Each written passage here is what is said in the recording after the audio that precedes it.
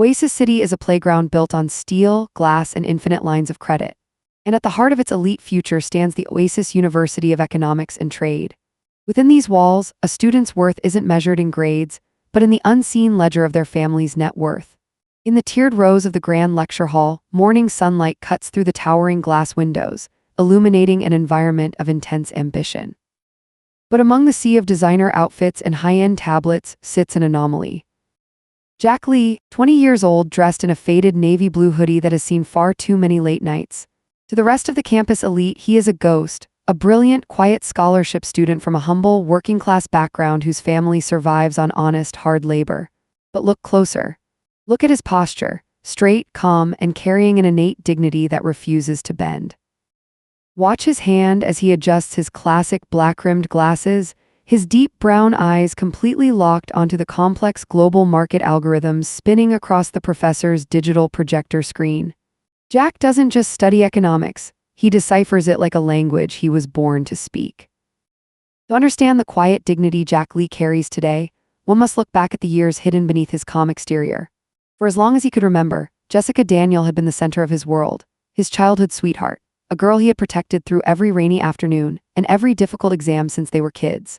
He was the one who spent his rare free weekends helping her study, translating complex high school economic formulas into simple notes so she wouldn't fail. He was the one who worked extra hours at a local repair shop just to buy her the textbook she couldn't afford, handing it to her with a gentle smile, asking for nothing in return. His care wasn't loud or demanding. It was a steady, unconditional devotion rooted in deep, respectful love. But university changes people. As morning sunlight cuts through the towering glass windows of Oasis University's elite lecture hall, that past feels like a lifetime away. Jessica sits near the front row, glowing in her high street pastel jacket, surrounded by the campus elite. When Jack enters the classroom, holding his weathered notebook close to his chest, their eyes meet for a brief second. In the past, she would have smiled brightly and waved him over. Today, she offers only a polite, rehearsed nod, a soft but unyielding wall. She has drawn a cold line between them, silently declaring that his humble background has no place in her new, ambitious social circle. A lesser man might have begged, or shown anger, or made a scene to remind her of everything he had done for her. But Jack possesses an unbreakable sense of self-respect. He accepts her silent boundary instantly, without a single trace of resentment. He adjusts his glasses, walks past her row without lingering, and takes a seat in the middle rows. He honors her wishes because his love for her was never a transaction. It was genuine. He pours his focus entirely into the market charts glowing on the projector screen, burying his heartache beneath raw, brilliant concentration. A few rows back, sitting in the warm morning shadows, another pair of eyes watches. Sarah Simon, the daughter of Oasis City's most prominent billionaire investor, she could easily claim the front row of high society. Yet she sits quietly, dressed in a modest cream-colored knit sweater, a heavy financial textbook cradled gently in her arms. Her large sapphire blue eyes don't look at the blackboard. They track the lonely silhouette of Jack Lee. She knows his brilliance. She knows his struggle. Enwrapped in a quiet, selfless affection she has never dared to confess, she guards his back from the judgmental whispers of the lecture hall. Suddenly, the heavy double doors at the front of the hall swing open, shattering the academic silence. The atmosphere instantly shifts, growing cold and pressurized. Luke Vance has arrived. The ruthless heir to the Vance conglomerate slides into the room like a predator owning its territory, a flawless gold watch gleaming under the fluorescent lights. He exudes an aggressive, untamed arrogance, a permanent smirk plastered across his sharp features. Beside him, a clique of wealthy sycophants whisper and laugh, clearing a path for him as if he already owns the university. In the front row, the transformation is immediate. Jessica Daniel, the acknowledged beauty of the first-year class, turns her head.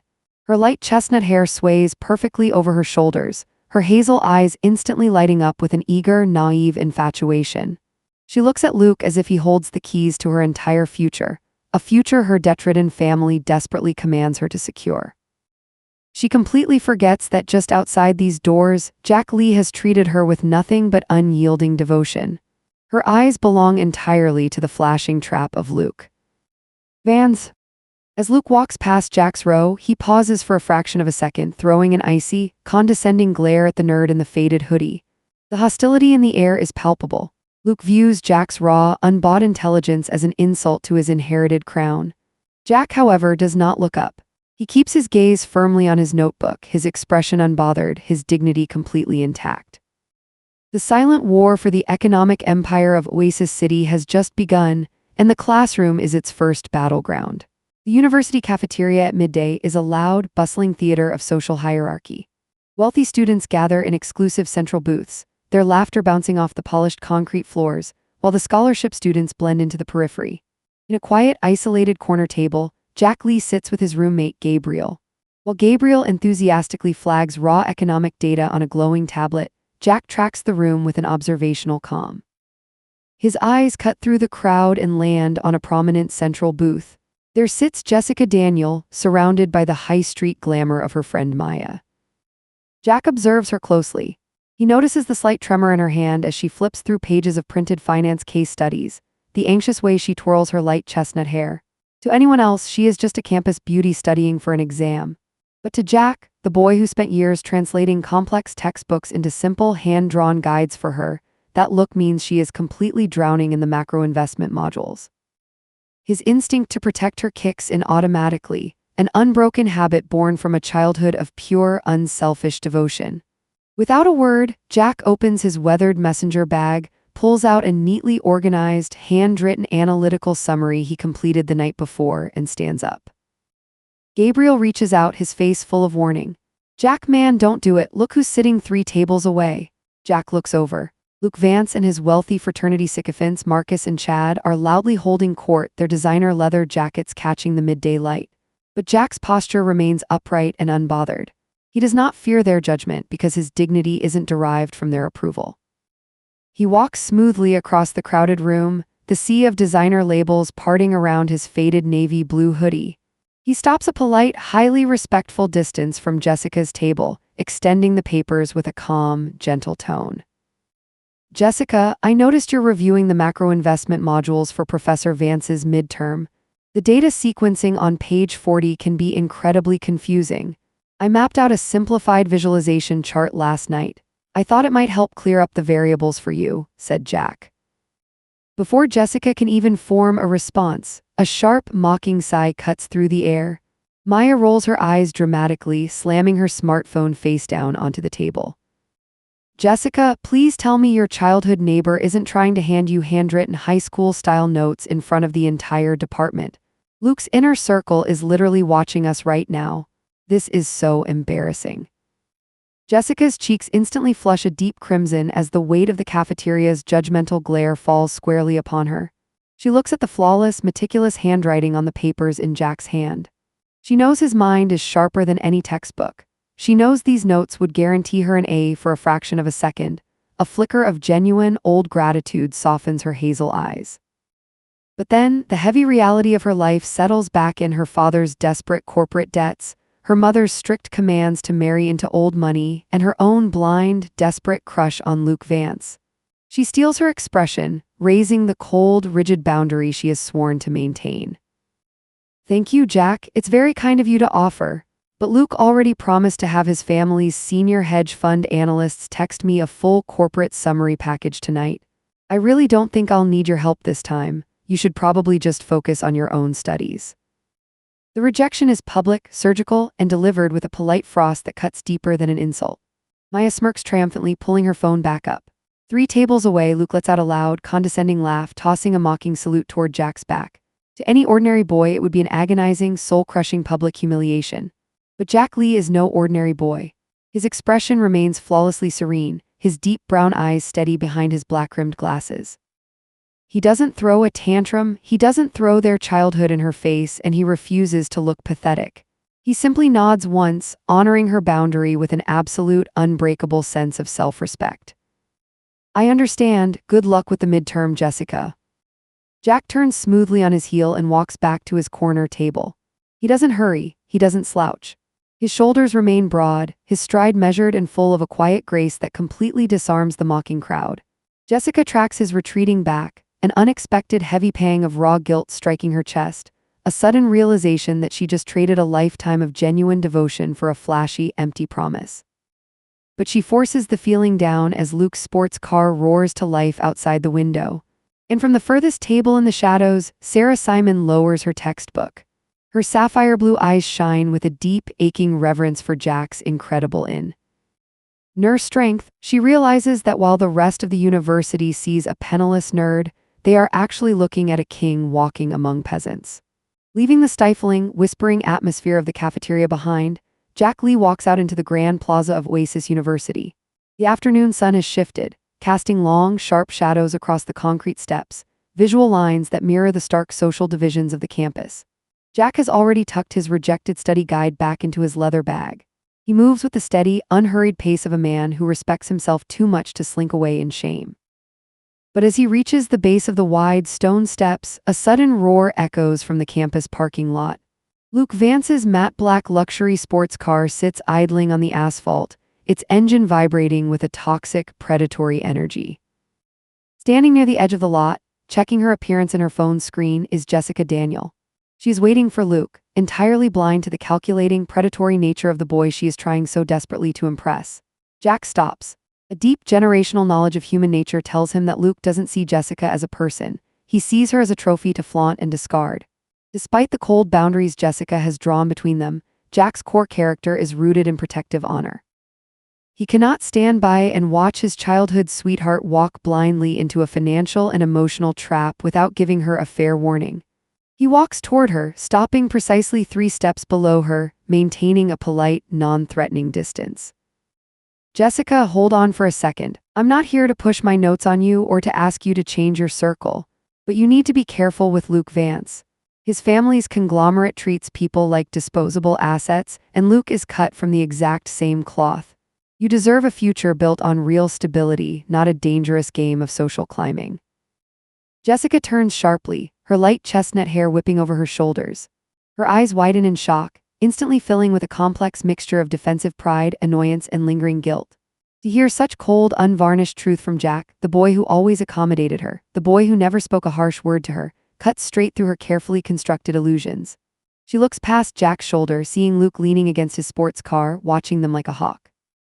Terrified that Luke will see her associating with a scholarship student, her fear morphs into an icy defense mechanism. She draws her limits tighter than ever before. That is enough, Jack. You have absolutely no right to judge Luke or his family. You think because we grew up together you know what's best for me? My family is drowning, Jack. Handwritten notes and quiet dignity don't pay off corporate debts. Luke offers me a world you can't even dream of. Please, just stay out of my life from now on. The words hang in the heavy afternoon air, a final, absolute severance of their childhood bond. Jessica waits, expecting Jack to look devastated or to throw an angry tantrum about everything he sacrificed for her in the past. But Jack Lee does not bend. His deep brown eyes remain entirely calm, steady, and tranquil behind his glasses. There is no bitterness in his gaze, only a profound, quiet acceptance. He has done his duty as a protector, his conscience is completely clear, and his self-worth remains absolute. I understand, Jessica. I will respect your wishes. I won't interfere again. Without a single backward glance, Jack turns smoothly away from the steps, walking toward the university library. He has officially let go of the past.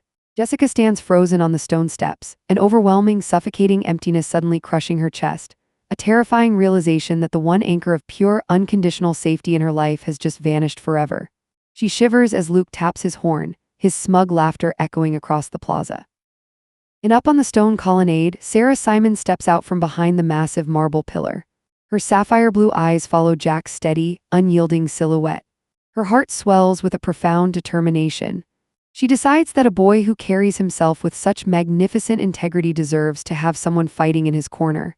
The old ledger is closed, the new chapter is about to begin. While the rest of Oasis University sleeps or dances away the night at Luke Vance's exclusive off-campus parties, the ancient, multi-tiered library stands dead silent. Towering wooden bookshelves stretch toward the ceiling, casting long shadows across the empty aisles. In the furthest corner of the study wing, away from the judgmental eyes of the campus elite, a single, massive glass whiteboard stands beneath a glowing green reading lamp. This is where Jack Lee has retreated. The sting of Jessica's final public rejection still hangs heavily in the quiet air, but Jack has buried the ache beneath a wall of absolute focus. He uncaps a black marker, his mind racing as he attempts to map out a massive, multi-tiered global market anomaly. But raw genius is a chaotic storm. Jack is fighting a losing battle against his own physical limitations. He is frantically flipping through a heavy macroeconomic textbook, dropping his red marker onto the floor and rushing back to the glass before the complex equations slip from his memory. He is a solo soldier trying to hold an entire intellectual frontline. A soft footstep breaks the silence. Sarah Simon walks into the aisle, her cream-colored knit sweater cutting through the library's shadows. She doesn't approach him with pity, and she doesn't mention the painful confrontation she witnessed on the plaza. Instead, she looks at the chaotic, brilliant fragments of math on the board, and her sapphire blue eyes widen in instant comprehension. She understands exactly what he is trying to build, and she sees that he is drowning in the physical exhaustion of manual data tracking. Walking forward without a word, Sarah bends down and gracefully picks up the heavy textbook Jack dropped. She flips open her premium digital tablet, logs directly into a live international commodities feed, and stands right by his shoulder. You're trying to calculate the sovereign bond cascade across 3 different time zones simultaneously. You do the core math, Jack. I'll lock down the real-time data sequencing for you. Jack freezes, his marker hovering inches from the glass. He turns his head, looking behind his black-rimmed glasses at the billionaire's daughter standing selflessly by his side. For the first time, he doesn't see a distant classmate, he sees a true partner. He nods once, a quiet wave of relief washing over his tense shoulders. He is no longer playing defense. Fueled by an intense, burning resolve to dictate his own destiny and prove that raw capability outmatches inherited crowns, Jack leaps back into the zone. Differential equations, supply chain anomalies, and political risk variables flow from his hand like an intricate spiderweb. Sarah stands right beside him, acting as his silent anchor, her fingers dancing across the screen to feed him live analytics before he even has to ask for them. Sarah, track the sovereign bond yields in Western Europe. If the energy tariffs trigger at midnight, the algorithmic trading bots will panic sell. The entire short position is a trap, Jack ordered. Pulled up, the European bond spread just widened by 40 basis points. Jack, the mathematical symmetry here is terrifying. You found a blind spot the institutional hedge funds missed completely, Sarah replied. Jack steps back, his sneakers squeaking faintly on the polished floor. The glass board is completely covered in a masterpiece of economic warfare. This isn't just a classroom theory. It is a flawless macroeconomic predictive model targeting a highly volatile multi-billion-dollar market anomaly. To play this market, however, requires immense capital. Jack reaches into his faded navy blue hoodie, pulling out a crumpled, basic bank card. On it rests exactly $1,000, the total accumulation of every grueling shift he has worked at the repair shop and the local bakery. It is his entire life savings. He looks at the card, his face completely calm, his dignity absolute. It's everything I have, $1,000. Tomorrow at the opening bell, I'm putting it all on this line, said Jack. Sarah replied, then you won't be playing alone, Jack. I've watched you for a year. The world thinks wealth makes a person strong, but they don't understand that raw genius is the only real empire. I trust your mind implicitly. Jack looks at Sarah, genuinely stunned by the absolute sincerity radiating from her beautiful heart-shaped face. For years, he poured his soul into a girl who viewed his intellect as a neat parlor trick and his humble background as a social disease. Yet here stands the daughter of the city's greatest billionaire tycoon, looking at him as if he holds the secrets to the universe, offering him a profound, selfless devotion he never thought he would find. He nods, a quiet, genuine smile finally breaking across his face. As Jack turns back to finalize the numbers, Sarah steps into the shadows of a nearby bookshelf. She raises her smartphone, frames the entire whiteboard model flawlessly, and our camera lens, and presses send. She types a single sentence to her father, Mr. Charles Simon. Father, look at this. The boy I told you about has just rewritten the market rules of Oasis City. While the lights of Oasis University's library hum over Jack's tireless calculations, across the city, the Simon family estate sits in magnificent, old-money serenity. Towering ceilings, velvet drapes, and priceless modern artwork line the quiet living room, bathed in the soft glow of a crystal chandelier. This is the epicenter of true power in Oasis City. Mr. Charles Simon, the billionaire tycoon whose financial moves can crush or elevate entire industries overnight, sits deeply relaxed in a leather armchair. His sharp, calculating features are illuminated by the ambient warmth of the room. Across from him, His wife Alina stands near the grand piano, her posture elegant and refined, watching her husband study a glowing smartphone screen with an intensity he usually reserves for international trade deals. On the low marble coffee table, Charles's phone rests on speakerphone. Sarah's voice echoes through the room, clear, steady, and filled with a rare, electrifying excitement that instantly commands her parents' undivided attention. "Father, I've just sent you the complete file. The data sequence is entirely handwritten, but the underlying logic is flawless." He bypassed every standard institutional metric and isolated a massive blind spot in the Western European bond spreads. "I am looking at the image now, Sarah. This isn't just an academic summary. This boy has mapped out a hyper-aggressive, predictive algorithm for a highly volatile market anomaly." "Who did you say wrote this?" "His name is Jack Lee. He's a first-year scholarship student, Father. The world ignores him because he comes from nothing, but his mind operates on a level I have never seen before. I trust his prediction implicitly." Alina Simon steps forward, the silk of her emerald gown whispering against the Persian rug. She sets her porcelain teacup down with a soft, deliberate clink, her sophisticated features tightening with a mixture of maternal concern and high society skepticism. "Charles, a scholarship student? Sarah has always been tenderhearted, but risking our family's corporate focus on the handwritten notes of an unknown boy from the working class. It sounds like a dangerous schoolgirl infatuation. We don't know his pedigree or his family's background." "Pedigree means nothing to the market, Alina. I built Simon Holdings by recognizing raw, unadulterated genius before anyone else could buy it. Look at this equation here. He's predicting a sovereign default cascade 3 hours before the global analysts even catch the data feed. If he's right, this boy hasn't just found a market play. He's handed us the keys to a financial landslide." Charles Simon leans back, his piercing blue eyes narrowing as a cold, brilliant smile plays across his lips. He has spent a lifetime testing men, weeding out the frauds from the true visionaries. He can hear the absolute faith in his daughter's voice, and looking at the handwritten genius on his screen, he realizes that Oasis City is about to experience a paradigm shift. He picks up his phone, his voice dropping into a tone of absolute executive command. "Sarah, stay at the library, keep an eye on him, but do not tell him I am intervening. I want to see how he carries himself when the opening bell rings. Let's see if this Jack Lee possesses the steel to match his mind." 4 hours before the opening bell of the Oasis City Stock Exchange, the top floor of the Simon Holdings skyscraper cuts through the pre-dawn fog like a glass fortress. Inside his expansive executive office, the atmosphere is cold, pressurized, and electric. Advanced financial trading terminal screens glow softly along the walls, flashing cascading lines of international market data. Mr. Charles Simon stands tall before the immense floor-to-ceiling glass wall, his hands casually tucked into his trousers. Down below, the sprawling metropolis is a grid of blinking lights, entirely unaware that its economic balance is about to be shattered. Charles has spent the last 3 hours personally verifying every single vector of Jack Lee's whiteboard model. The logic is not just sound, it is lethal. Suddenly, a red notification flashes across the central terminal. The face of his panicked chief broker appears on screen, his forehead slick with sweat, his eyes darting frantically across his own data feeds. "Sir, we've received your liquidation orders, but I must urge immediate caution. You are ordering us to cancel the stable Tokyo acquisitions and shift $500 million into a volatile market anomaly. Sir, that is $500 million on an unverified theoretical shift.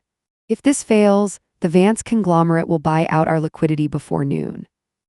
Charles Simon doesn't even turn around to look at the screen. He remains staring out at the rising sun, the first golden rays of dawn catching the sharp edges of his charcoal business suit. His presence radiates the absolute, unshakable confidence of an emperor signing a declaration of war. "Execute the trade immediately. Pull every asset from Tokyo. Move $500 million into that boy's exact coordinates before the opening bell rings." "Sir, $500 million on a scholarship student's logic? If he's wrong, we destroy our safe reserves." "He isn't wrong, the boy's logic is flawless. Let's see if this unknown nerd is about to rewrite the entire economy of Oasis City." As the broker frantically presses the keys to authorize the colossal $500 million market play, the camera cuts smoothly through the dawn mist, flashing back to the university library.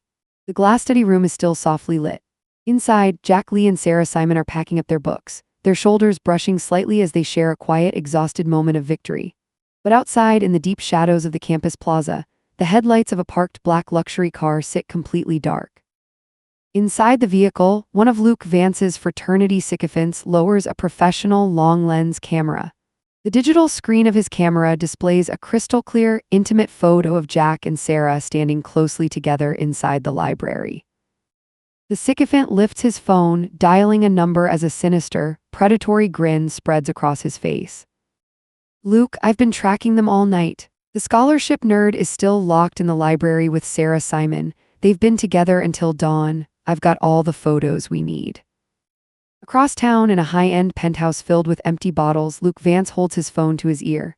His platinum blonde hair is messy, his cold gray eyes instantly narrow, filling with a toxic, burning venom as he grips his luxury gold watch. To Luke, Sarah Simon is the ultimate prize, and Jack Lee is a penniless insect who dare cross his territory. He lets out a low, menacing growl, his teeth gritted in absolute envy. Let the broke loser enjoy his last night of peace. Tomorrow morning on campus, we destroy him completely. I'll make sure he gets expelled before he ever touches a stock market terminal again. The trap is set. A $500 million wave has been unleashed by an invisible hand, while a ruthless campus sabotage prepares to crash down on Jack's head. The lines are drawn, the countdown has ended, and as the morning sun floods Oasis City, the ultimate war for survival begins. The morning sun over Oasis University brings no warmth into the private suite of Professor Harrison Vance. The room is a testament to old academic prestige, lined with heavy mahogany bookshelves, leather-bound economic journals, and framed certificates. But the prestige is a veneer. Professor Vance is not just an educator. He is a highly compensated chief consultant on the economic advisory board of the Vance conglomerate. At 8:30 a.m., the atmosphere inside is suffocatingly tense. Jack Lee and Sarah Simon stand side by side on the polished linoleum floor, summoned without warning. Across from them sits Professor Vance, his expression masked in a mask of stern, professional disappointment. In the corner, Luke Vance leans against the woodwork like a vulture, his eyes burning with a toxic, vengeful satisfaction as he watches the trap snap shut around the scholarship student. Professor Vance clears his throat, a dry, dismissive sound that cuts through the ticking silence. He slides a stack of high-resolution digital glossy photographs across his mahogany desk, letting them fan out directly in front of Jack.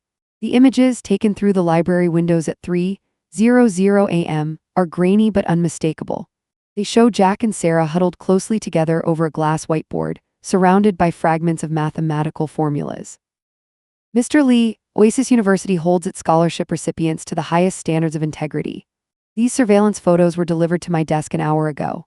They place you inside the restricted research wing at 3 in the morning, utilizing Miss Simon's premium, custom encrypted institutional database to harvest proprietary data sequencing models. Models that are remarkably similar to the curriculum parameters for my upcoming macroinvestment midterm. Professor Vance, that is an outright lie. Jack didn't look at a single university database. We were working on entirely independent macroeconomic theories. Those formulas belong entirely to him. Luke lets out a low, mocking chuckle from the shadows of the bookshelf, stepping forward to flash his luxury gold watch in the morning light. He glances at Jack's faded navy blue hoodie with unvarnished disgust. To Luke, the math on the board is just irrelevant student gibberish. His only goal is to use this framed scenario to publicly destroy Jack's reputation and isolate Sarah. Independent theories? Come on, Sarah, don't let this parasitic fraud manipulate you. He's a charity case from the repair shops who has been clinging to my circle for years. He knew he was going to fail the midterm, so he used your kindness to access Simon Holdings' institutional feeds. Professor, it's corporate espionage and blatant academic theft. He needs to be stripped of his scholarship and expelled before the trading floor opens. Throughout the entire barrage of accusations, Jack Lee does not move a single muscle. His shoulders remain broad, his jaw relaxed, his deep brown eyes tracking Professor Vance's face with a calm, piercing observation behind his black-rimmed glasses. He does not flinch, he does not panic, and he refuses to lower himself to Luke's shouting level. His dignity is absolute, because he knows something these two arrogant men cannot even fathom. The fragments of math they are looking at in those photos are completely meaningless to them, while the true, lethal algorithm remains entirely hidden in his mind, counting down to 9:30 a.m. Before Jack or Sarah can deliver a formal rebuttal to the fabricated charge, the heavy oak door of the office clicks open. Professor Vance has not just built an accusation on photos, he has brought a witness to seal the verdict. Jessica Daniels steps into the room. She looks impeccably stylish in her pastel pink cropped jacket, but her usual campus confidence is entirely gone. Her face is dangerously pale, her fingers whitening as she grips her designer purse like a shield against the suffocating tension. She does not look at Jack. She cannot. She knows that Jack spent his entire youth protecting her, translating complex textbooks into simple guides to save her academic life. But she also knows that her father's company is facing catastrophic corporate debt, and her entire future relies on staying in Luke Vance's favor. Luke steps smoothly across the floor, positioning himself directly behind Jessica. He places a heavy, possessive hand on her shoulder, a public display of ownership and leverage that makes Jessica's posture turn instantly rigid. He looks at Professor Vance with a confident nod. "Professor, Miss Daniel was present in the cafeteria yesterday when Jack Lee attempted to push his handwritten study guides onto her. She can verify that Jack has a persistent pattern of tracking our department's advanced macroeconomics modules despite being a basic scholarship student. Tell them, Jessica. Confirm that he's been trying to illicitly gather data to save his own skin." The weight of the entire room falls squarely onto Jessica's shoulders. She stands trapped at an emotional crossroads. If she speaks the truth, if she tells the professor that Jack is an independent genius who never stole a file in his life, she will alienate Luke, ruin her family's financial lifelines, and face the wrath of the Vance family. She looks up, her hazel eyes finally meeting Jack's steady, tranquil gaze. She expects to see pleading in his eyes. She expects him to look pathetic or desperate for her protection. But Jack Lee's expression is entirely serene. He doesn't look at her with anger or resentment. He looks at her with a quiet, profound clarity. In that silent heartbeat, Jack lets go of the last remaining fragment of his childhood illusion. He realizes that Jessica is not evil, but her fear and her world mean she will never possess the steel to stand by him as an equal. Jessica swallows hard, her voice trembling as she lowers her head, deliberately breaking eye contact with the boy who loved her unconditionally for 16 years. She chooses survival over honor, drawing her final cold boundary through a calculated silence. I saw Jack with handwritten summaries yesterday. He offered them to me. I don't know where he got the data sequencing from. I didn't ask. I have nothing else to add, Professor." The omission is as lethal as a direct lie. By refusing to validate Jack's independent intellect, she allows Luke's corporate theft frame-up to stand unchallenged. Luke smirks triumphantly, tightening his grip on her shoulder, while Professor Vance nods with absolute bureaucratic finality. Sarah Simon steps closer to Jack, her hand gently brushing against the sleeve of his navy blue hoodie. A silent, unbreakable act of solidarity from the girl who actually possesses the courage to stand by his side. Jack simply nods once toward Jessica, his face displaying a peaceful, dignified acceptance. The childhood ledger is officially closed. They are no longer bound by the past, they have both accepted the new reality. As the clock ticks toward 9:00 a.m., the psychological pressure inside Professor Vance's private suite overflows, spilling directly out into the grand central courtyard of Oasis University. This is the social heartbeat of the campus, a massive high-tech concourse surrounded by towering steel columns and sleek glass-fronted lecture halls. Hundreds of students are gathered, chatting, drinking coffee, and reviewing morning financial charts. But the casual atmosphere shatters the moment the heavy doors of the faculty building swing open. Luke Vance exits like a triumphant general, his heavy designer boots clicking loudly against the polished stone plaza. Behind him, Jessica Daniel follows silently, her eyes fixed entirely on the floor, her pastel pink jacket offering no protection against the suffocating stares of the crowd. In walking calmly in the center of it all, completely unfazed by the sudden public spectacle, is Jack Lee. Luke stops abruptly at the base of the grand marble steps, intentionally cutting off Jack and Sarah's path. With a dramatic, theatrical sweep of his hand, he draws the attention of every single student in the plaza.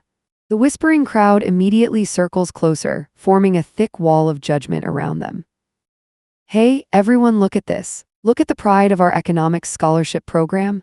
Jack Lee, the humble, hardworking tech nerd, was just caught red-handed at 3 in the morning committing corporate data theft. He used a premier family's private encrypted database to skim advanced market templates for our upcoming exam. A collective gasp ripples through the surrounding crowd of students. Whispers transform into a roaring wave of public condemnation. From the center of the crowd, Jack's loyal roommate, Gabriel, tries to push his way forward, his face pale with shock. That's complete garbage, Luke. Jack doesn't need to steal data from anyone. He's smarter than your entire advisory board combined. Smarter? Gabriel, look at him. He wears the same faded hoodie every single day because his entire life savings wouldn't cover the tax on my watch. He's a parasite who manipulated Miss Simon's trust because he knew his charity scholarship was about to be revoked for academic failure. He's nothing but a fraud trying to climb into a world where he doesn't belong. Jessica stands perfectly still behind Luke, her fingernails digging so deeply into her designer purse that the fabric groans under the strain. Every word Luke shouts is a knife into her own conscience. She knows Jack's absolute innocence. She knows he didn't steal a single line of data. Yet she remains silent, watching the boy who shielded her for 16 years become a public sacrifice for her own social survival. Jack, however, does not look at Luke. He doesn't look at the mocking crowd. His gaze drifts across the space, locking eyes with Jessica one last time. There is no anger in his face, only a profound, tranquil peace. He sees her choices clearly, and with total dignity he officially closes the book on his past. He turns his head slightly, his eyes catching Sarah standing firmly at his shoulder, her sapphire blue eyes blazing with a fierce, absolute loyalty that completely outshines the entire courtyard. While Luke Vance continues his public campaign to humiliate and destroy the scholarship student, the physical universe around them begins to prepare for an entirely different kind of judgment. It is 9:15 a.m., exactly 15 minutes before the opening bell of the global financial markets. Built into the central concrete pillar of the university courtyard is a massive, 3-story tall digital LED financial wall. It streams live, unparsed ticker data from Tokyo, London, and New York. Jack Lee completely stops acknowledging Luke's presence. He doesn't listen to the insults or the mocking laughter of the surrounding fraternity sycophants. Instead, he lifts his head, his sharp eyes tracking the cascading rows of international index data behind his black-rimmed glasses. He is calmly calculating the pre-market volume spreads in his mind. Luke notices Jack's shifted gaze and lets out a loud, mocking scoff, stepping directly between Jack and the digital wall to try and reassert his dominant position. He checks his smartphone, flashing the screen toward his friends. "What are you looking at, nerd? Trying to pretend you understand the live index feeds? Let me educate you on how real power works. My family's advisory board, including Professor Vance, just finalized an aggressive liquidity acquisition in Tokyo. The Vance conglomerate's opening value is about to break records in 15 minutes. While you're packing your bags and heading back to your grease-stained repair shop, my name is going to be pinned to the top of the campus honor wall." Jack stands perfectly tranquil, his hands remaining loosely inside his navy blue hoodie pockets. He does not argue, he does not debate, and he does not flash an unearned smile. He simply speaks, his voice low, gravelly with morning exhaustion, but vibrating with a chilling, mathematical certainty that instantly cuts through the courtyard's noise. "The Tokyo acquisition was a liquidity trap, Luke. Your advisors moved capital out of safe sectors to chase a synthetic pre-market high. In precisely 14 minutes, the energy tariffs in Western Europe will trigger. The algorithmic trading bots will panic sell, and your entire long position will face an unbacked liquidation cascade." The surrounding students go dead silent, stunned by the absolute, icy precision of the scholarship student's words. Luke's smile instantly falters for a fraction of a second, his gray eyes narrowing with a flash of genuine irritation. But he quickly forces another loud laugh, trying to cover his sudden discomfort. "You think a broke charity case can predict a market shift that the top institutional analysts missed? You're delusional, Jack. Your handwritten scribbles in the library don't change the fact that you're a nobody. Enjoy your last 14 minutes on this campus." He isn't guessing, Luke. The European bond spread just widened by 30 basis points in the pre-market dark pool trading. The cascade has already begun, you just aren't smart enough to see the numbers moving. At 9:29 a.m., an eerie, unnatural quiet descends over the grand courtyard of Oasis University. The chaotic shouting of the fraternity sycophants fades into a dull buzz as the sheer gravity of the timeline takes hold. Over 100 students stand frozen in a massive circle, their collective gaze pulled upward toward the towering 3-story digital display wall. The bright morning sun hits the sleek glass panels, creating a brilliant, blinding glare. Everything hangs in suspension. Jack Lee stands at the absolute center of this social storm, completely unyielding, his navy blue hoodie stark against the white-hot light. He does not check a watch, he does not need to. His internal clock is perfectly synchronized with the global market servers. Luke Vance steps backward, rolling his shoulders under his black designer leather jacket to project an aura of total victory. He lifts his left wrist, deliberately flashing his heavy gold watch so the surrounding crowd can see the seconds ticking down. 30 seconds, Jack. 30 seconds until the opening bell rings in Western Europe. 30 seconds until my family's Tokyo acquisition locks in our position as the highest capitalized conglomerate in Oasis City. Take a good look at this courtyard, scholarship boy. It's the last time you'll ever stand on it. Jack does not blink. Behind his black-rimmed glasses, his eyes are dead, mechanical, and serene. He looks through Luke as if the billionaire heir were made of glass. Beside him, Sarah Simon holds her breath, her heart hammering against her ribs, her absolute faith in Jack's mind radiating from her beautiful, sharp features. 10 seconds, look at the energy tariff index, Luke. The short position is about to snap. Keep dreaming, loser, you're nothing. On the giant LED financial wall, the digital countdown timer hits 09:29:59. The green numbers flicker for a single frozen millisecond.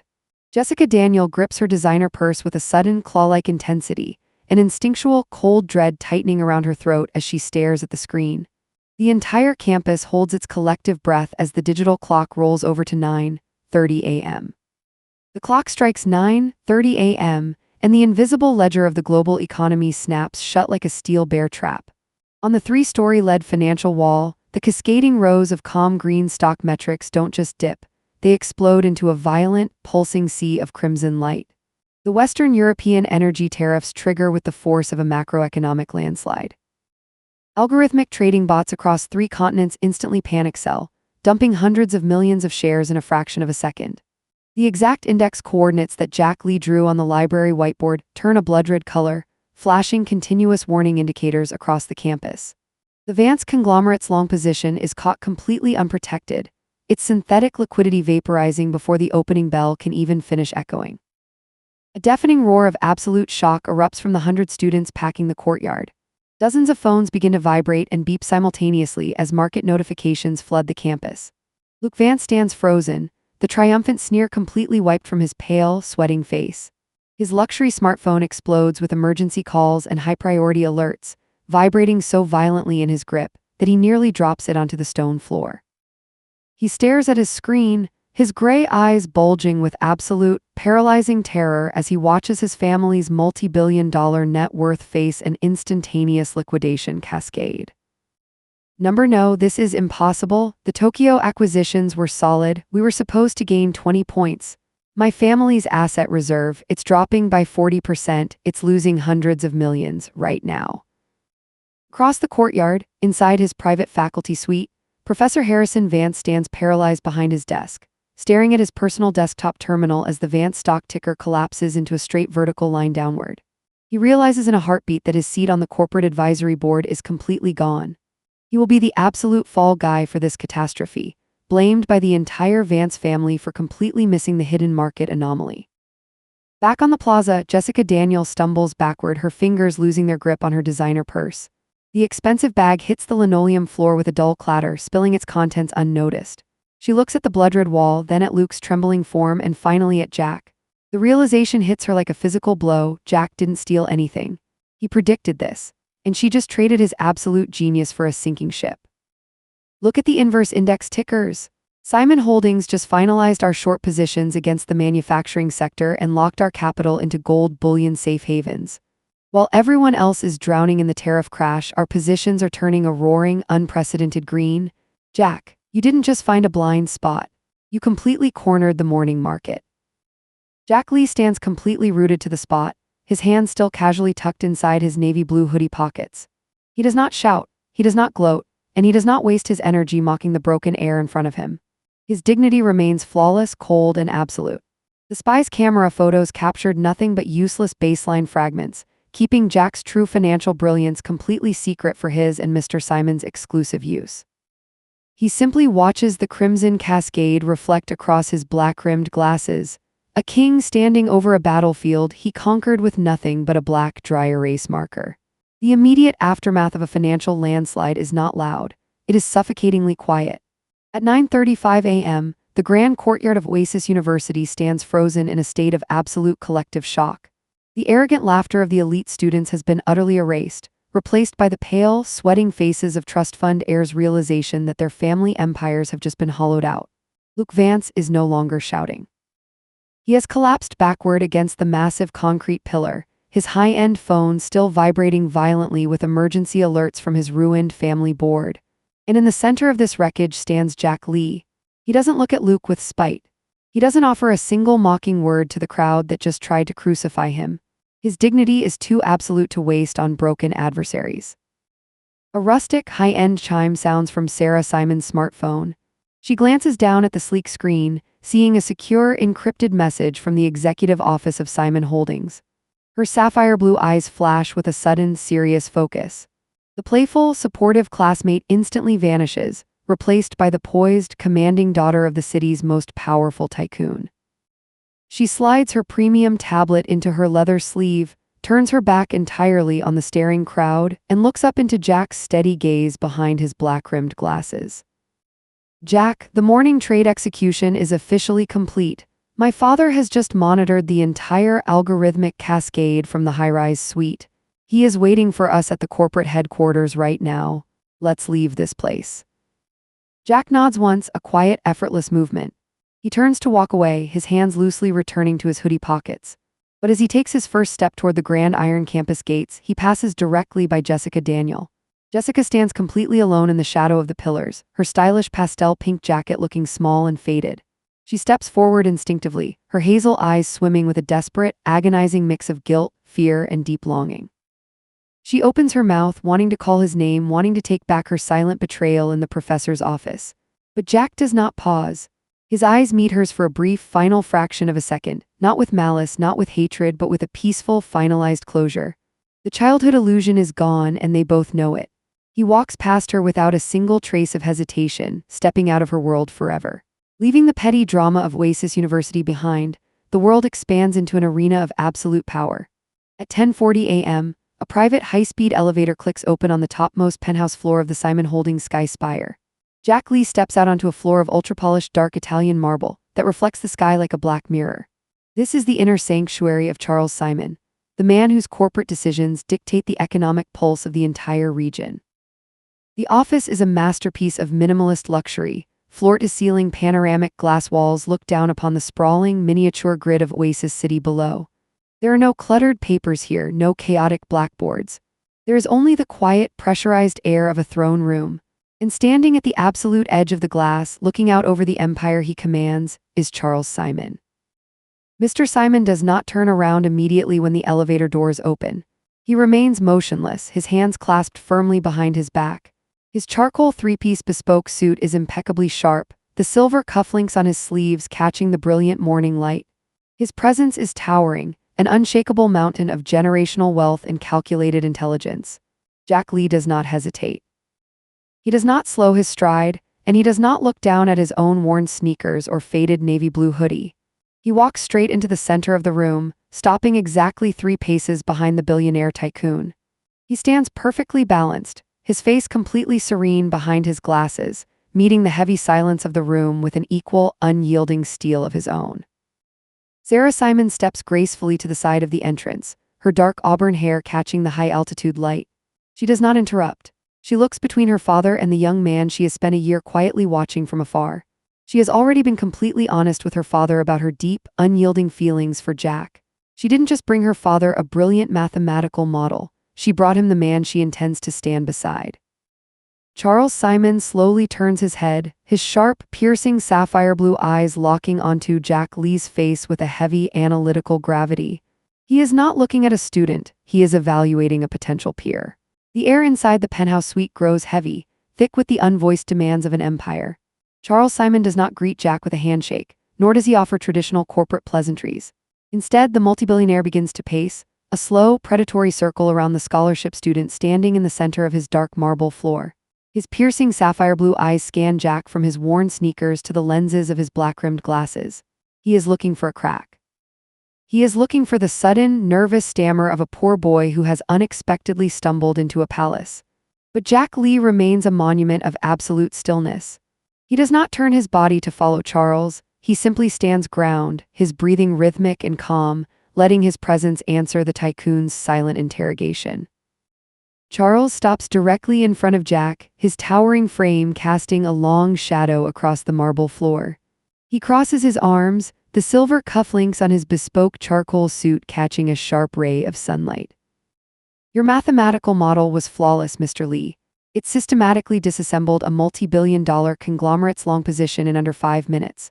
But a brilliant brain is a cheap commodity in the city. Arrogance can build a formula, but it takes steel to survive the consequences.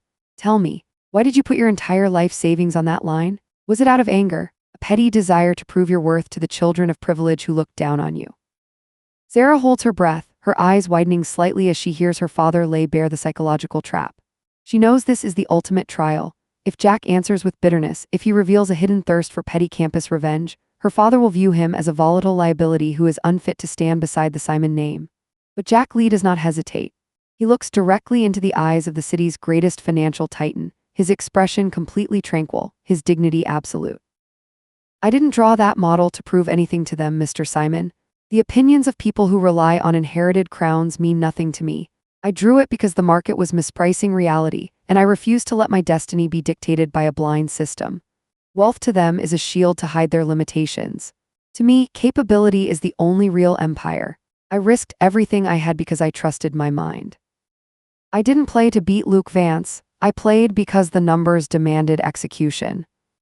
A profound, heavy silence falls over the sky sanctuary once more. Charles Simon stares at the young man before him, his analytical gaze drilling deep into Jack's eyes. For the first time in a decade, the billionaire tycoon finds himself completely unable to make a young man flinch. He sees no greed, no fear, and no desperate desire to please. He sees a king who happens to be wearing a faded navy blue hoodie. Slowly, the icy, calculating expression on Charles Simon's sharp face begins to fracture, replaced by a deep, genuine, and immensely powerful corporate smile. When a titan recognizes a peer, the world changes its axis in a single heartbeat. At 10:50 a.m., Charles Simon steps across the dark Italian marble floor, completely erasing the distance between himself and the scholarship student. He reaches into his bespoke charcoal suit jacket and pulls out a sleek, gold-embossed executive folder. He does not hand it over as charity. He extends it with the absolute respect reserved for a partner who has just successfully secured a kingdom. Inside the folder rests a certified, irrevocable global banking transaction receipt, an official equity ledger bearing the corporate stamp of Simon Holdings. You passed the test, Jack. A weak man seeks revenge, a strong man seeks execution. Your model allowed Simon Holdings to short the collapsing manufacturing sectors and secure our capital in gold safe havens at precisely 9:30 a.m. This is your rightful 10% profit share payout from the morning trade. $150 million fully cleared and liquid in your name. Welcome to the frontline, Mr. Lee. Jack Lee looks down at the gold-embossed document resting securely in his hand. $150 million. An astronomical fortune that validates his independent genius, accepted not with chaotic excitement, but with the steady grace of a true professional. Sarah Simon steps directly to his side, her long auburn hair catching the brilliant golden sunlight as she places her hand gently onto his navy blue hoodie sleeve. She looks up at him, her sapphire blue eyes radiating a deep, unwavering devotion. But corporate success is only the beginning of today's business. Jack, Sarah has told me everything about how she feels, and having seen your steel today, I want to properly welcome you. Consider this an official invitation. You are having dinner at our family home tonight. Let's celebrate the future properly. Jack lifts his head, meeting the tycoon's gaze with a genuine, respectful smile. By inviting him into his private home, Mr. Simon isn't just handing over a check, he is officially declaring his absolute acceptance of Jack and Sarah's relationship. Jack nods firmly, the deal locked, and the path to a new empire officially cleared. With his fortune secured, Jack's very first move is to protect the one person who stood up for him when the entire campus turned its back. In the quiet afternoon light of the student lounge, Jack sits down across from his roommate, Gabriel. Gabriel is still pacing restlessly, his mind completely blown by the morning's financial shockwave and Luke Vance's public ruin. Before Gabriel can launch into a barrage of questions, Jack calmly slides a premium corporate contract and a secure, high-tier bank card across the wooden table. Calm down, Gabe, take a look at these. I just came from Simon Holdings. This contract secures a paid, part-time trainee position for you at the corporate headquarters while you finish your studies. The moment we graduate, it converts into a guaranteed full-time executive role with a massive, top-tier salary. We started this journey together, and we're going to build the future together as friends. Gabriel stares at the contract, his jaw completely dropping in utter disbelief. He looks from the paper to the sleek black bank card resting beside it. Jack, what is this card? I don't understand. There's $200,000 on that card, Gabe. It's yours, completely cleared. Use it to instantly pay off your university tuition and take care of your family. You don't ever have to worry about financial pressure on this campus again. I've got your back. Gabriel stands frozen, staring at the sheer magnitude of his friend's generosity. The heavy weight of student debt that had loomed over his entire future is completely erased in a single afternoon. He grips Jack's shoulder, tears of pure relief and gratitude welling in his eyes, cementing a lifelong bond of brotherhood that no amount of corporate power could ever break. The final ledger that needs balancing is the past. Jack is a fundamentally honorable man. His closure with Jessica Daniel is driven not by lingering romantic longing, but by a deep, absolute respect for their 16 years of childhood memories. At 4:30 p.m., Jack enters the corporate office of Jessica's father, Mr. Daniel. The room feels heavy with the threat of bankruptcy. The older man sloped over his desk, drowning in debt notices. Jack sits across from him, not as an enemy but as a family friend. He lays down an official, heavyweight legal framework from Simon Holdings. Mr. Daniel, I am fully aware of your company's current financial distress. This is a private corporate restructuring proposal. I am personally providing a complete financial bailout to erase your company's outstanding debts. Furthermore, this contract establishes a multi-year exclusive partnership, positioning your firm as the primary materials supplier for Simon Holdings' upcoming massive construction projects. This will permanently stabilize your business. Mr. Lee, Jack, I don't know what to say. This saves everything we've built, but why would you do this for us? You don't have to. Before Jack can answer, the heavy office door swings open. Jessica steps inside, carrying a folder of financial updates. She stops dead in her tracks, her hazel eyes widening in pure shock as she finds Jack sitting comfortably in her father's executive suite. Mr. Daniel instantly stands up, his face flushed with a desperate, joyful relief as he waves his daughter forward. Jessica, you won't believe this. Jack just stepped in and completely bailout our entire company out of bankruptcy. He cleared our debts and gave us a massive, exclusive supply contract with Simon Holdings. He just saved our family, Jessica.